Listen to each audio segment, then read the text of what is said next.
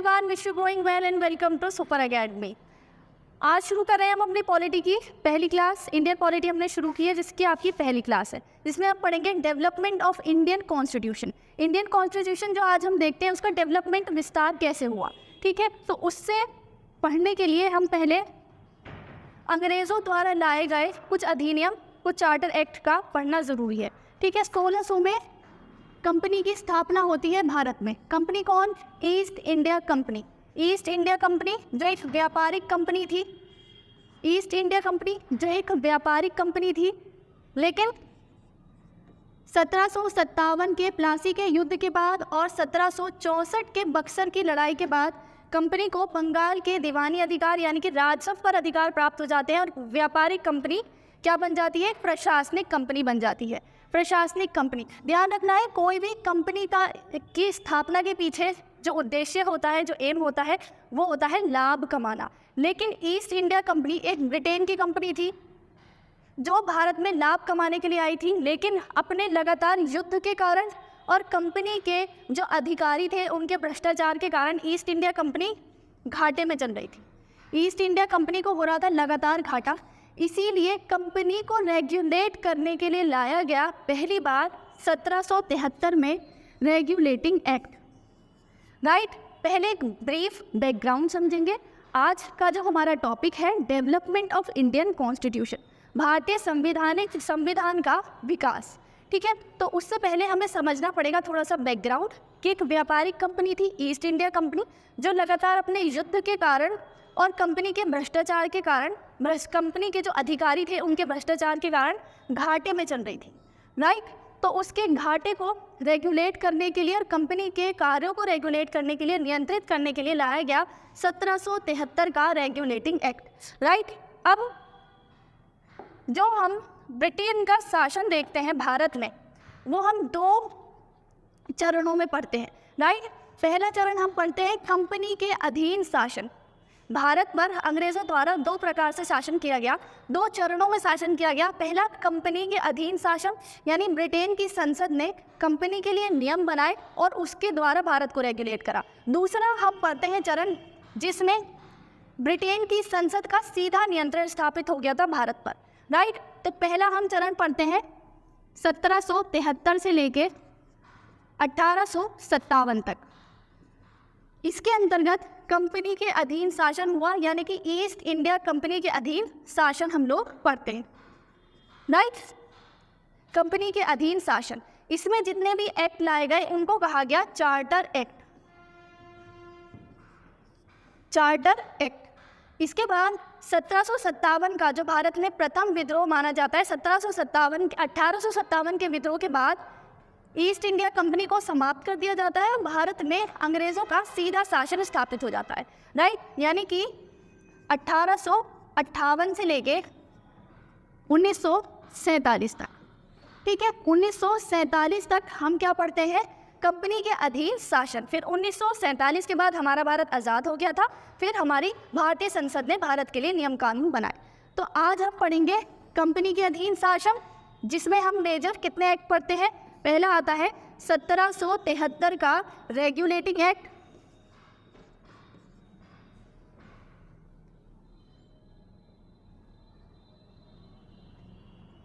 (1773) का regulating act, right. फिर उसके बाद आता है 1784 का पिट्स इंडिया एक्ट, 1784 का राइटिंग के लिए 1784 का पिट्स इंडिया एक्ट। फिर 1786 का चार्टर एक्ट, 1784 का चार्टर एक्ट। ध्यान रखना है, जो कंपनी के अधीन अधिनियम लाए गए, कंपनी के अधीन शासन करने के लिए चार्टर लाए गए, एक्ट लाए गए, उनको कहा गया चार्टर एक्ट, राइट। इनको हम कहेंगे चार्टर एक्ट। और जो 1757 के विद्रोह के बाद लाए गए उनको कहेंगे भारत शासन अधिनियम। इनको मैं दोबारा लिख देती हूँ। कंपनी के अधीन शासन में आएंगे 1773 का रेगुलेटिंग एक्ट, फिर 1784 का पिट्स इंडिया एक्ट, फिर 1781 का चार्टर एक्ट, फिर 1813 का चार्टर एक्ट, फिर 1833 का चार्टर एक्ट, नेक्स्ट आता है 1853 का चार्टर एक्ट। 1853 का 1853 का चार्टर एक्ट। ये आते हैं कंपनी के अधीन शासन, यानी ईस्ट इंडिया कंपनी के अधीन शासन।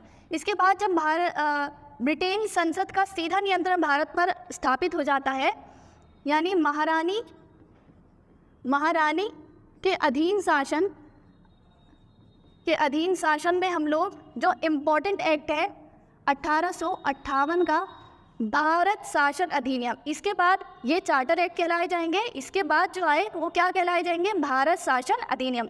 1858 का भारत शासन अधिनियम, 1861 का भारत शासन अधिनियम, 1892 का भारत शासन अधिनियम, 1909 का भारत शासन अधिनियम, 1919 और 1935। इस बीच में भी कई सारे अधिनियम, कई सारे चार्टर लाए गए, लेकिन जो इम्पोर्टेंट है एग्जाम के पॉइंट ऑफ व्यू से वो हम कवर करेंगे आज के चैप्टर में। आज के लेक्चर में ये वाला पोर्शन कंप्लीट करेंगे, नेक्स्ट लेक्चर में ये वाला पोर्शन कंप्लीट करेंगे। तो सबसे पहले जब कंपनी पर पहला नियंत्रण स्थापित हुआ किसका? ब्रिटेन की संसद का। तो पहला आया 1773 का रेगुलेटिंग एक्ट। ठीक है, 1773 का रेगुलेटिंग एक्ट। इसके कौन कौन से इम्पॉर्टेंट फैक्ट हैं? पहले तो आपको ध्यान रखना है, कई सारे जो इसके अंदर एक्ट लाए गए जो नियम थे उनको पढ़ने से पहले आपको ध्यान रखना है कि ब्रिटेन की संसद का कंपनी पर पहला नियंत्रण और नियमन का प्रथम प्रयास था। कंपनी को नियंत्रित और नियमित करने का ब्रिटेन की संसद का प्रथम प्रयास कौन सा था? 1773 का रेगुलेटिंग एक्ट। भारत में केंद्रीकरण की शुरुआत कौन से एक्ट से होती है? 1773 के रेगुलेटिंग एक्ट। ये छोटे छोटे फैक्ट है जो इंपॉर्टेंट है, एग्जाम में आपसे पूछे जाते हैं। पहला नियंत्रित और नियमन करने का कौन सा प्रयास था? 1773 का रेगुलेटिंग एक्ट। दूसरा क्वेश्चन बनता है संसद द्वारा भारत में केंद्रीकरण स्थापित किया गया कौन से अधिनियम द्वारा? 1773 के रेगुलेटिंग एक्ट द्वारा। केंद्रीकरण का प्रथम प्रयास। इसके बाद जो नेक्स्ट इंपॉर्टेंट बात आती है, कंपनी के राजनीतिक और प्रशासनिक कार्यों को मान्यता कौन से एक्ट द्वारा दी गई? सर्वप्रथम 1773 के रेगुलेटिंग एक्ट द्वारा। कंपनी के कौन से कार्य? प्रशासनिक और राजनीतिक कार्य। प्रशासनिक और राजनीतिक कार्य। ठीक है, एक बार और समराइज करेंगे। 1773 का रेगुलेटिंग एक्ट पहला ऐसा एक्ट था जिसके द्वारा कंपनी को रेगुलेट किया गया। केंद्रीकरण की शुरुआत सबसे पहले 1773 के रेगुलेटिंग एक्ट के द्वारा होती है। ठीक है, और प्रशासनिक, इससे पहले ये व्यापारिक कंपनी थी, लेकिन इसके प्रशासनिक और राजनीतिक कार्यों को मान्यता ब्रिटेन द्वारा ब्रिटेन द्वारा कौन से एक्ट में दी गई? 1773 के रेगुलेटिंग एक्ट में। क्लियर? अब इसके इम्पोर्टेंट जो कानून थे, यानी इस एक्ट में क्या क्या पारित किया गया था वो पढ़ते हैं। सबसे पहले आपको ध्यान रखना है 3 प्रेसिडेंसियाँ थी, बंगाल, मद्रास और बम्बई। बंगाल, मद्रास और बम्बई, जिसमें तीनों को समान अधिकार दिए गए थे। लेकिन रेगुलेटिंग एक्ट द्वारा बंगाल का जो गवर्नर था, बंगाल के जो गवर्नर थे उनको क्या बना दिया गया? Governor general.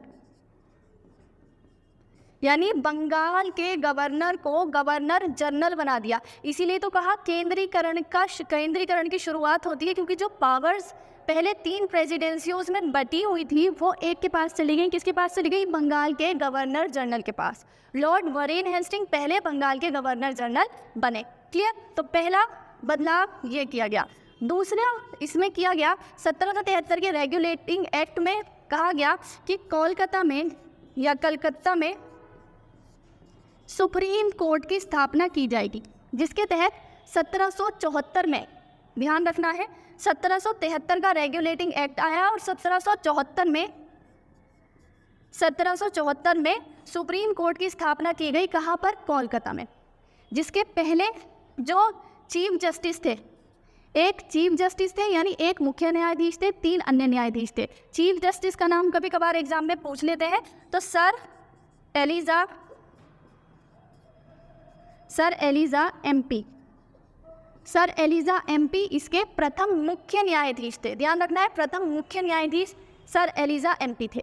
इसके बाद जो इसमें तीसरा इंपॉर्टेंट काम किया गया वो क्या किया गया, बम्बई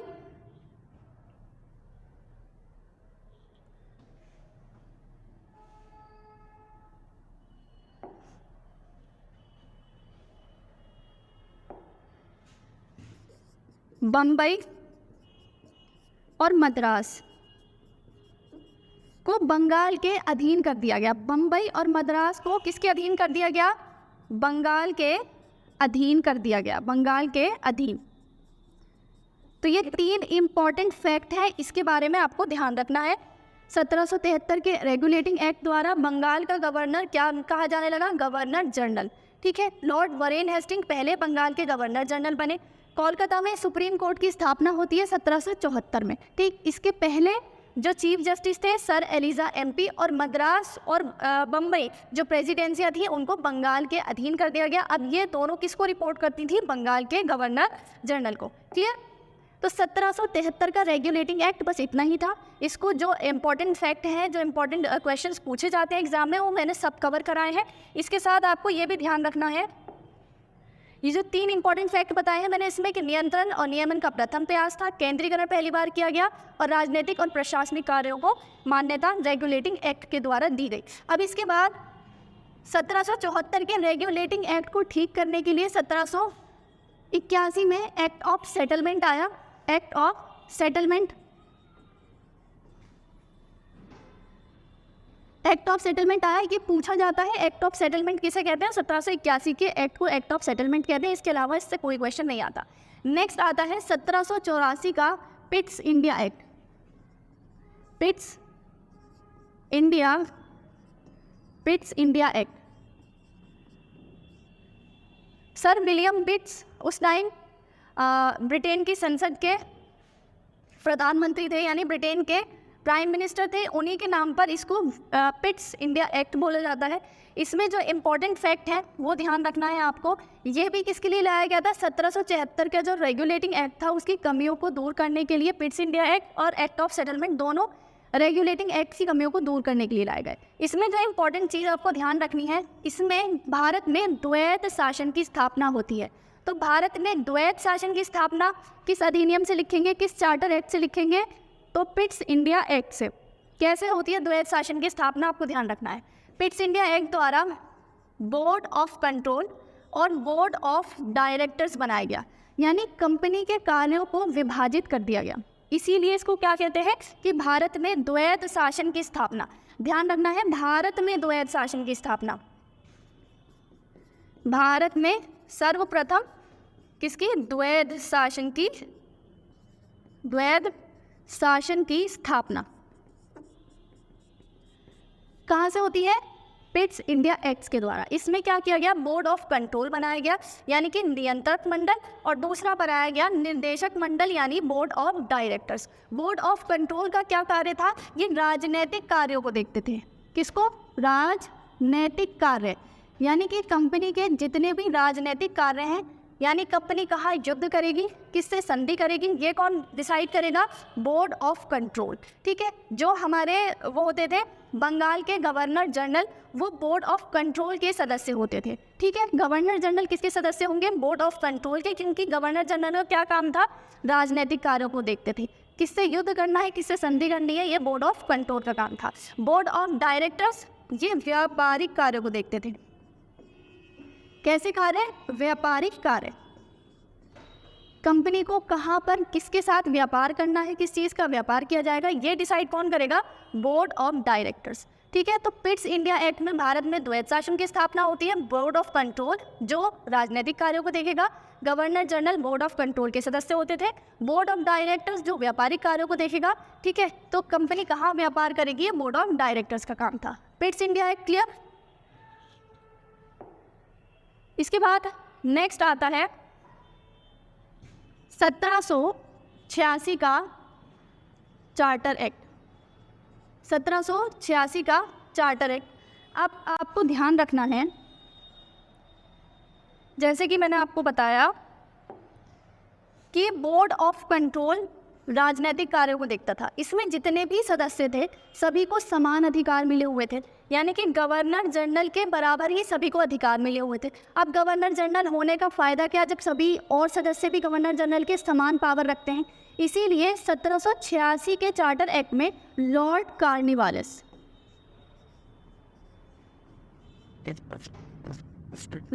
कार्निवालिस ने शर्त रखी कि वो इस शर्त पर बंगाल के गवर्नर जनरल बनेंगे जब उनको बोर्ड ऑफ कंट्रोल में जितने भी सदस्य हैं उनमें वीटो पावर मिलेगी। क्या पावर मिलेगी? वीटो पावर का मतलब ये है कि कोई भी निर्णय है जो बोर्ड ऑफ कंट्रोल के सदस्यों ने लिया है उसको रद्द करने की शक्ति या ना मानने की शक्ति किसको मिलेगी? बंगाल के गवर्नर जनरल को। ठीक, और इसके साथ साथ उनको कमांडर इन चीफ बनाया जाए। कमांडर इन चीफ बनाया जाए। तो इस सबसे पहले किस एक्ट में ये दोनों शर्तों को माना गया? 1786 के चार्टर एक्ट में इन दोनों शर्तों को माना गया। लॉर्ड कॉर्नवालिस को वीटो शक्ति भी दी गई और उनको कमांडर इन चीफ भी बनाया गया। क्लियर है?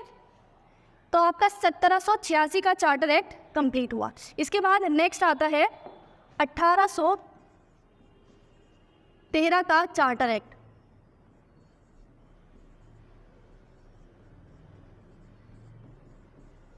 1813 का चार्टर एक्ट। 1813 के चार्टर एक्ट में सबसे पहले तो आपको ध्यान रखना है कि ब्रिटेन में जितनी भी कंपनियां यूरोप में व्यापार करती थी, 1813 के समय में नेपोलियन का युद्ध हो जाता है। किसके साथ? ब्रिटेन के साथ। तो नेपोलियन जितनी भी यूरोप में कंपनियां काम कर रही थी ब्रिटेन की, उन सबके व्यापार को रद्द कर देते हैं, यानी कि जो ब्रिटेन की कंपनियां थी अब वो यूरोप में व्यापार नहीं कर सकती थी। इसके साथ साथ साउथ अफ्रीका के साथ भी व्यापार नहीं कर पा रही थी क्योंकि नेपोलियन का वहाँ प्रभाव था। इसी कारण जो ब्रिटेन की सारी कंपनियां थी वो अब कहाँ व्यापार करती, इसीलिए उनका भारत आगमन हो जाता है।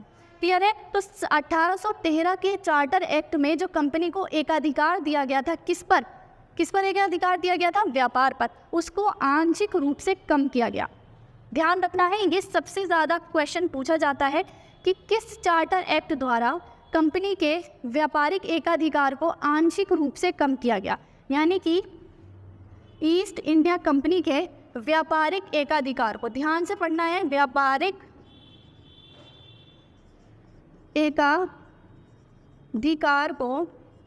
एकाधिकार को आंशिक रूप से कम किया गया। आंशिक रूप से कम किया गया। ध्यान रखना है, आंशिक का मतलब यह है कि पूर्ण रूप से समाप्त नहीं किया, आंशिक रूप से कम किया। यानी कि चाय और चीन के साथ व्यापार जो था उस पर अभी भी ईस्ट इंडिया कंपनी का एकाधिकार था। ठीक, इतनी बात समझ में आई। ईस्ट इंडिया कंपनी एकाधिकार के साथ भारत में व्यापार के लिए आई थी, यानी केवल ब्रिटेन के जो व्यापार था भारत के साथ वो केवल ईस्ट इंडिया कंपनी कर सकती थी। लेकिन 1813 के चार्टर एक्ट के द्वारा कंपनी का जो एकाधिकार था उसको समाप्त किया, आंशिक रूप से समाप्त किया, यानी कि चाय और चीन के साथ व्यापार को छोड़कर इनके व्यापारिक एकाधिकार को समाप्त किया। इसके साथ विदेशी कंपनी को भारत में आने की अनुमति दी गई, यानी विदेशी कंपनियों का भारत में आगमन हो जाता है। कब? 1813 के चार्टर एक्ट द्वारा। इसके साथ साथ इसमें दो महत्वपूर्ण और बदलाव किए गए। पहला था ईसाई धर्म के प्रचार प्रसार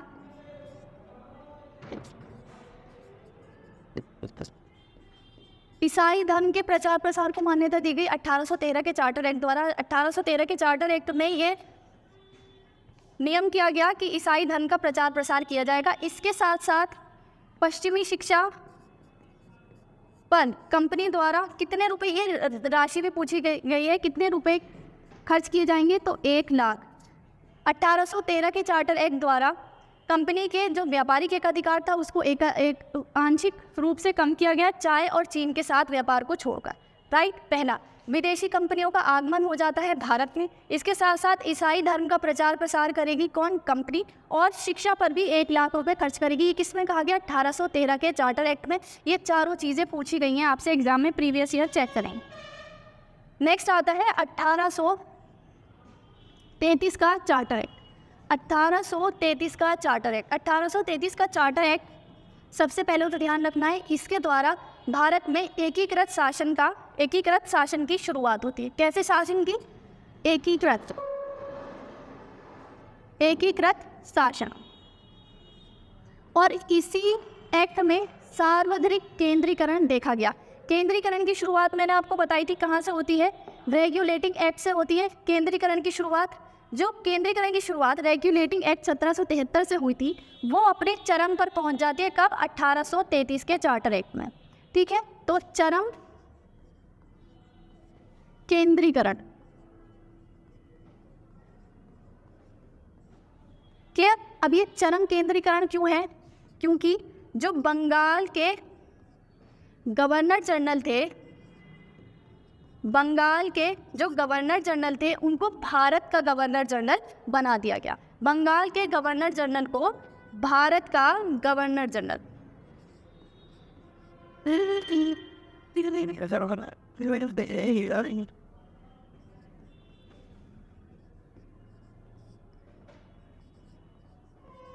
ठीक, लॉर्ड विलियम बेंटिक पहले भारत के गवर्नर जनरल बने। लॉर्ड विलियम बेंटिक भारत के पहले गवर्नर जनरल बने। इसके साथ साथ कंपनी का जो व्यापारिक एकाधिकार था, जिसे 1813 के चार्टर एक्ट में आंशिक रूप से समाप्त किया गया था चाय और चीन के साथ व्यापार को छोड़कर, इस वाले एक्ट में यानी 1833 के चार्टर एक्ट में इसे पूर्ण रूप से समाप्त कर दिया गया। अब आपसे एग्जाम में 2 तरह से क्वेश्चन पूछे जाते हैं कि कंपनी के व्यापारिक एकाधिकार को पूर्णतः समाप्त किया 1833 के चार्टर एक्ट में, आंशिक रूप से समाप्त किया 1813 के चार्टर एक्ट में। दोनों का अंतर ध्यान रखना है, क्लियर। तो कंपनी का व्यापारिक एकाधिकार था, उसे पूर्ण समाप्त कर दिया गया, पूर्णतः समाप्त कर दिया। इसके साथ साथ जब भारत के गवर्नर जनरल बने तो भारत के लिए विधि बनाने के लिए एक विधि सदस्य की नियुक्ति की गई, ठीक है, विधि सदस्य। तो विधि सदस्य की नियुक्ति गवर्नर जनरल की परिषद में कब की गई? 1813 के चार्टर एक्ट के बाद। नियम इसमें बनाया गया और नियुक्ति बाद में की गई, विधि सदस्य की नियुक्ति। लॉर्ड मैकाले, ध्यान रखना है, लॉर्ड मैकाले पहले विधि सदस्य बने जो गवर्नर जनरल की परिषद में क्या बने? विधि सदस्य। तो ध्यान रखना है 1833 के चार्टर एक्ट की 3 मुख्य विशेषता है। बंगाल के गवर्नर जनरल को भारत का गवर्नर जनरल बना दिया गया, इसीलिए इसको बोलते हैं चरम केंद्रीकरण। यानी केंद्रीकरण जो ब्रिटेन की शासन में शुरू हुआ था रेगुलेटिंग एक्ट से, वो अपने चरम पर पहुंच गया। क्या एकीकृत शासन भी इसी को बोला जाता है कि शक्तियां एक के हाथ में चली गई। और इसके साथ साथ पूर्ण समाप्त कर दिया गया क्या? व्यापारिक अधिकार। व्यापारिक जो एकाधिकार था उसको समाप्त कर दिया और विधि सदस्य की नियुक्ति की गई, किसमें? गवर्नर जनरल की परिषद में। लॉर्ड मैकाले पहले विधि सदस्य बने, क्लियर। अब इसके बाद ध्यान रखना है, जब भारत के बंगाल के गवर्नर जनरल को भारत का गवर्नर जनरल बनाया तो उनका काम का लोड भी बढ़ गया। इसीलिए जो गवर्नर जनरल की परिषद थी, इसके बाद नेक्स्ट एक्ट आता है 1853 का चार्टर एक्ट। 1853 का चार्टर एक्ट, इनको चार्टर एक्ट कहा जाएगा क्योंकि ये कहाँ बन रहे थे? ब्रिटेन में बन रहे थे और लागू कहाँ हो रहे थे? भारत में, इसीलिए इनको चार्टर एक्ट कहा जाएगा। इसके बाद 1857 का विद्रोह हो जाता है। 1857 के विद्रोह के बाद जितने भी अधिनियम बनाए गए वो भारत में बनाए गए, ठीक है। तो इसीलिए उनको कहा जाता है भारत शासन अधिनियम। इसके 2 इम्पॉर्टेंट फैक्ट हैं जो आपको ध्यान रखने हैं। पहला, मैंने आपको बताया जब भारत के गवर्नर जनरल बने तो उनका काम का लोड भी बढ़ गया, तो इसीलिए सर्वप्रथम जो गवर्नर जनरल की परिषद थी, गवर्नर जनरल की परिषद थी, उसको 2 भागों में बांट दिया। एक विधान बनाने का काम करती थी, एक उसको लागू करने का काम करती थी। यानी कि उनके विधायी जो विधि बनाएगी, ठीक है, विधि बनाएगी, और प्रशासनिक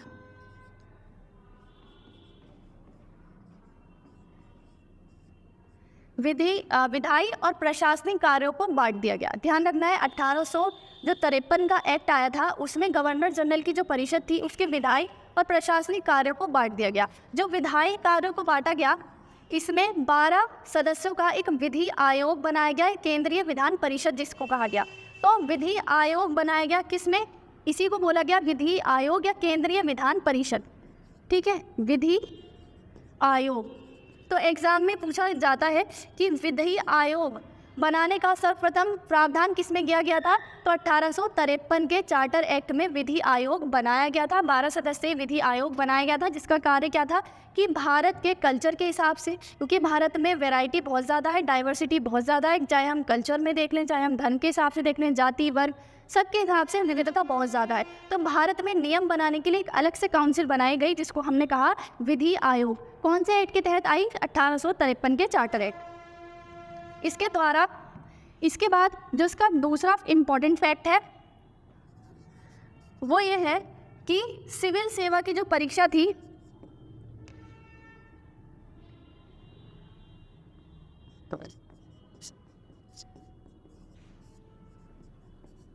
सिविल सेवा के लिए खुली प्रतियोगिता की शुरुआत की गई या खुली प्रतियोगिता का प्रारंभ किया गया। सिविल सेवा के लिए खुली प्रतियोगिता, यानी आप इसमें भारतीय भी हिस्सा ले सकते थे, इससे पहले ये नहीं थी। ध्यान रखना है 1833 के चार्टर एक्ट में भी इसका प्रावधान किया गया था, लेकिन बोर्ड ऑफ डायरेक्टर्स के विद्रोह के बाद इसको समाप्त कर दिया गया। लेकिन 1853 में सिविल सेवा के लिए खुली प्रतियोगिता का प्रारंभ किया गया। तो सिविल सेवा के लिए खुली प्रतियोगिता का प्रारंभ 1853 का चार्टर एक्ट। एक बार क्विक रिवीजन करेंगे, फिर मैं आपको इसके नोट्स भी, बैकग्राउंड बता दिया। 1600 में कंपनी की स्थापना हुई थी, लेकिन कंपनी लगातार युद्ध कर रही थी और कंपनी के जो अधिकारी थे लगातार भ्रष्टाचार में थे, इसीलिए कंपनी चली जाती है घाटे में। कंपनी के घाटे को देखकर कंपनी को रेगुलेट करने के लिए ब्रिटेन की संसद द्वारा सर्वप्रथम लाया जाता है 1773 का रेगुलेटिंग एक्ट, जो पहला रेगुलेटिंग एक्ट था, यानी कंपनी को रेगुलेट करने के लिए, नियंत्रित करने के लिए, नियमित करने के लिए लाया गया था। केंद्रीकरण का प्रथम प्रयास था। ठीक है, ये हमने पढ़ लिया। 1773 का रेगुलेटिंग एक्ट, 1784 का पिट्स इंडिया एक्ट, 1781 का एक्ट, 1813, 1833, 1853, इसको हम कल कंप्लीट करेंगे। तो ये फैक्ट मैंने आपको बता दिए। बंगाल को गवर्नर जनरल कहा जाने लगा। लॉर्ड वॉरेन हेस्टिंग पहले गवर्नर जनरल बने। सुप्रीम कोर्ट की स्थापना होती है रेगुलेटिंग एक्ट द्वारा, और दूसरी जो प्रेसिडेंसियाँ थी बम्बई और मद्रास, उसको बंगाल के अधीन कर दिया। पिट्स इंडिया एक्ट में board of control, board of directors बनाए गए। बोर्ड ऑफ कंट्रोल राजनीतिक कार्यों को देखते थे, बोर्ड ऑफ डायरेक्टर्स व्यापारिक कार्यों को देखते थे। भारत में द्वैध शासन की स्थापना कब होती है, पिट्स इंडिया एक्ट द्वारा। 1786 के चार्टर एक्ट द्वारा जो गवर्नर जनरल थे उनको वीटो पावर दी गई और कमांडर इन चीफ बनाया गया। पहले कौन से थे गवर्नर जनरल जिनको ये वीटो पावर मिली, लॉर्ड कॉर्नवालिस, ध्यान रखना है। फिर उसके बाद 1813 के चार्टर एक्ट में कंपनी का जो व्यापारिक एक अधिकार था उनसे आंशिक रूप से कम किया गया।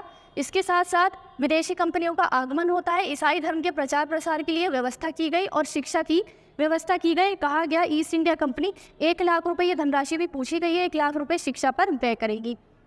1833 के चार्टर एक्ट में एकीकृत शासन की स्थापना होती है, चरम केंद्रीकरण होता है, क्योंकि जो बंगाल के गवर्नर जनरल थे उनको भारत का गवर्नर जनरल बना दिया गया।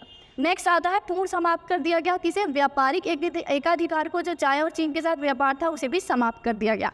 इसके साथ साथ विधि सदस्य की नियुक्ति की जाती है गवर्नर जनरल की परिषद में। लॉर्ड मैकाले पहले विधि सदस्य बनते हैं। ठीक, 1853 के चार्टर एक्ट में क्या होता है, जो गवर्नर जनरल है उनके कार्य का भार देखते हुए उनके कार्य को विधायी यानी विधि अलग बनाई जाएगी और उसको लागू करने के लिए अलग लोग होंगे। तो जो विधि बनाने के लिए काउंसिल बनाई गई उसे विधि आयोग कहा गया। 12 सदस्यीय आयोग था। तो विधि आयोग का प्रावधान 1853 के चार्टर एक्ट में। और सिविल सेवा के लिए खुली प्रतियोगिता का आरंभ किस में देखते हैं हम, 1853 के चार्टर एक्ट में। क्लियर?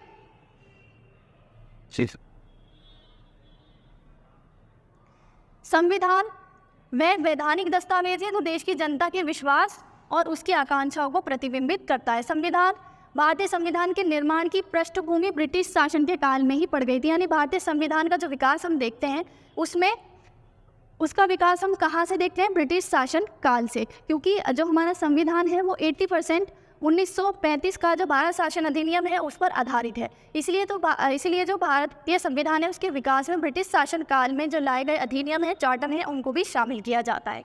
राइट, इसके अंदर हम दो चरणों में इसका विकास पढ़ते हैं। पहले कंपनी के अधीन शासन, फिर उसके बाद महारानी के अधीन शासन। कंपनी का अधीन शासन हम पढ़ते हैं 1773 से लेकर 1858 तक। पहला आता है रेगुलेटिंग एक्ट। रेगुलेटिंग एक्ट इस अधिनियम के अंतर्गत संवैधानिक महत्व था इसका पहला। क्यों? कंपनी के कार्यों को नियमित और नियंत्रित करने का ब्रिटिश सरकार का ये पहला कदम था। क्लियर?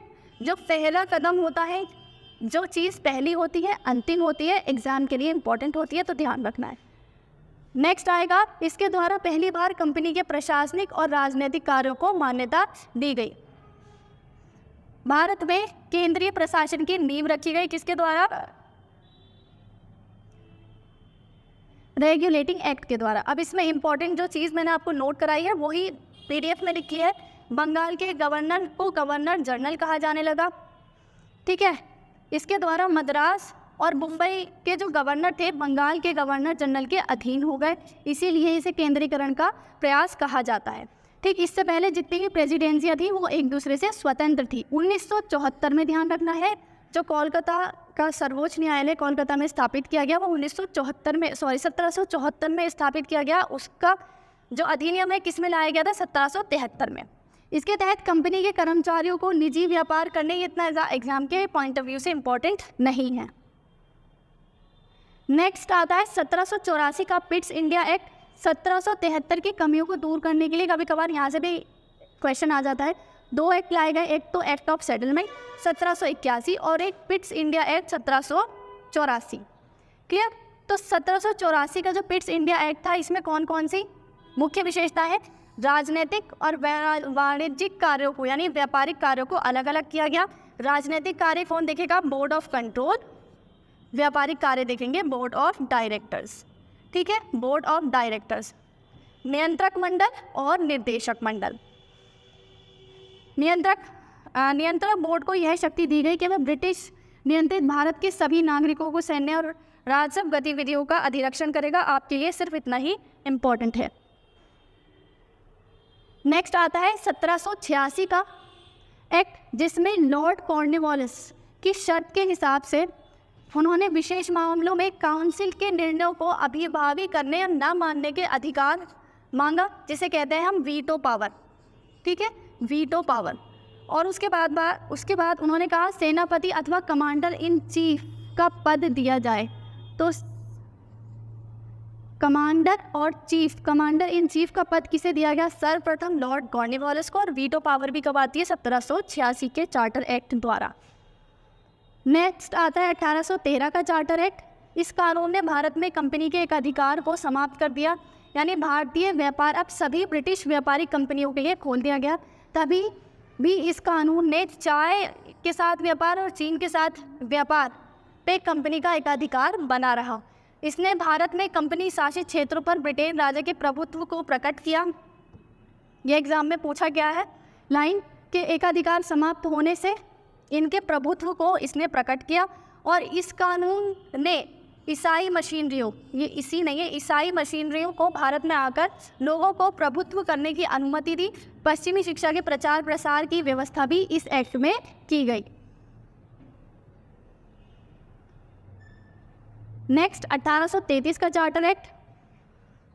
बंगाल के गवर्नर जनरल को संपूर्ण भारत का गवर्नर जनरल बना दिया और इस प्रकार इस राजलेख ने शासन प्रणाली के केंद्रीकरण कर दिया। शासन प्रणाली का केंद्रीकरण जो 1773 के रेगुलेटिंग एक्ट से हुआ था वो चरम पर पहुंच गया। ठीक, फिर उसके बाद बम्बई मद्रास की परिषद जो थी उनको विधायी शक्तियों जो थी उनकी वापस ले ली गई।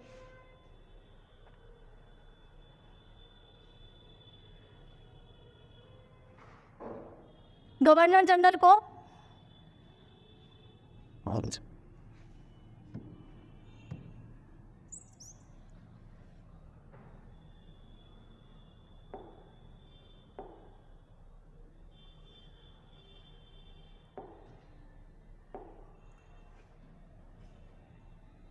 सदस्य की नियुक्ति हम 1833 के चार्टर एक्ट में देखते हैं। ये इरेजर नहीं आ रही है, ठीक है। इसके बाद नेक्स्ट इसमें दिया गया है 1853 के चार्टर एक्ट में, जो मैंने आपको बताया, पहली बार गवर्नर जनरल की परिषद में विधायी और प्रशासनिक कार्यों को अलग अलग कर दिया गया। इसके तहत परिषद में 6 और नए पार्षद जोड़े गए। विधि आयोग का निर्माण किया गया जिसे विधान परिषद कहा गया, या इसके साथ साथ भारतीय केंद्रीय विधान परिषद कहा गया। ध्यान रखना है, भारत में विधि आयोग का गठन या भारतीय केंद्रीय विधान परिषद, जिसने छोटी संसद की तरह कार्य किया, ये कब किया गया? इसका प्रावधान 1853 के चार्टर एक्ट में। और इसके साथ साथ प्रथम बार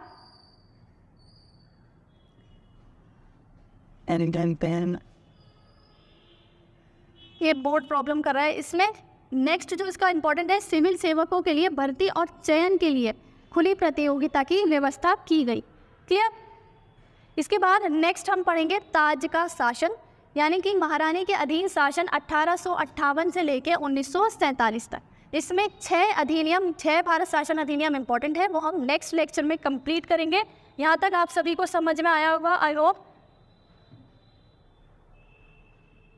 ये हमने कंप्लीट किया। इसके बाद मिलेंगे अपने नेक्स्ट चैप्टर में, ये वाला आपका कंप्लीट हो चुका है।